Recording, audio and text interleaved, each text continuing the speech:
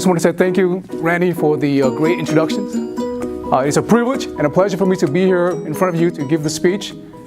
So how many of you in here had a normal and happy childhood? Raise your hand. Wow, that's almost a full room. Now, let me ask you another question. How many of you in here living and leading a happy and normal life now? Got a little few hands this time. Well, my childhood was far from happy and normal. As a matter of fact, my childhood sucked. Because I had a suck childhood, I stand before you today as a happy, normal, and humble individual. Now, over this next 7 minutes, what I want to share with you is 3 stories, short stories, and I want to leave you with a framework to help you live a happier life. Does that sound fine with everyone? Yeah. Great. Story number 1. It was a quiet, moonless night, and my mom abruptly woke me up from my sleep. She dragged me out of bed and she whispered these words: "Stay awake and keep moving." Honestly, I was tired and sleepy. I didn't know where we were going, but I slept through the entire time, I think. But when I finally woke up, I found myself surrounded by clusters of hopeful people on my grandfather's aging wooden boats. We drifted aimlessly, searching for freedom. Now, I was 6 years old, and my family escaped a war-torn country, Vietnam. My father was forced to stay behind. I lost contact with him, and I had no memories of him. So we reconnected for the first time in 35 years, in 2014. I spoke with him for a few times. He passed away because of cancer. Story number 2. Grown up as an underprivileged immigrant, my family, we moved from one projects to the next. These were places where helicopters would circle above a compound to search for drug dealers. These were places where gunshots shattered the silent night and police sirens blare throughout the day. And these were places where my family, we stood in lines at the local churches for food. And you know what? They call us CEOs. And it doesn't stand for Chief Executive Officers. It stands for Christmas, Easter's only. And those were the only times we showed up to church. Story number 3.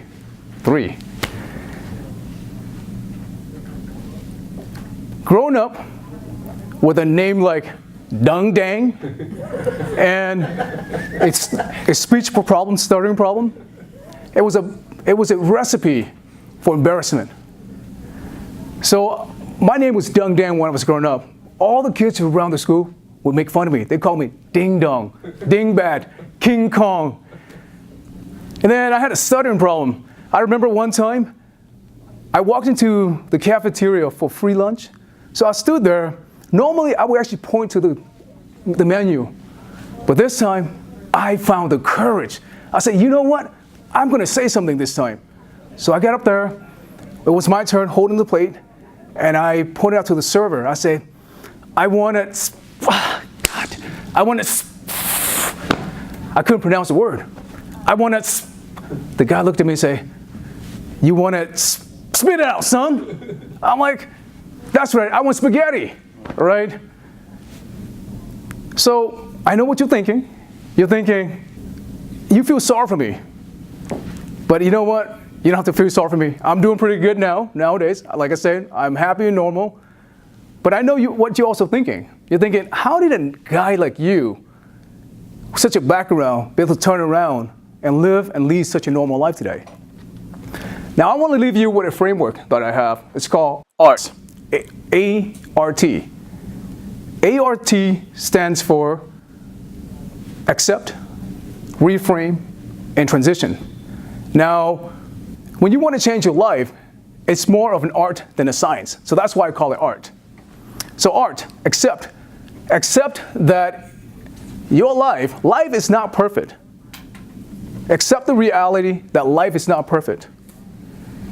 Even if you have a perfect life, accept and expect that you will be forced to deal with pain. The pain of loss and the pain of losing someone or losing something.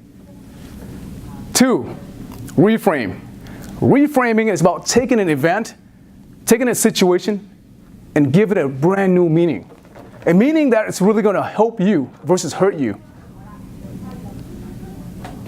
Reframing means changing from a mindset of a victim to a victor. It's about taking responsibility versus blaming someone else. So for example, in my case, because I didn't have a father growing up, I value meaningful and deep relationships. Because I grew up as an underprivileged family, I know about hard work. And I don't mind working hard to achieve my dreams. And because I grew up stuttering and have a speech impairment, I value and understand that listening is more important than speaking most of the time. T is for transition. So once you have this mindset, the right frame of mind, you can transition. And how do you transition? Transition starts with 4 C's. 1, it's care. 2, it's choice. 3, consequence. And 4, choose. So let me break it down for you. 1 is find something that you care about, an event that really hurts you, that is holding you back. 2, list down all the choices with this event and all the options. 3, list down all the consequences, either both positive and negative. And 4, choose one action that you can take immediately. In closing, I want to close with Jim Rohn's quote, as well as leaving a personal thought. Life changes when you change. For things to get better, you have to get better. So, don't let your past or your current circumstances hold you back and hold you from pursuing your dreams. Just because circumstances suck, it doesn't have to be that way. Life is what you make of it.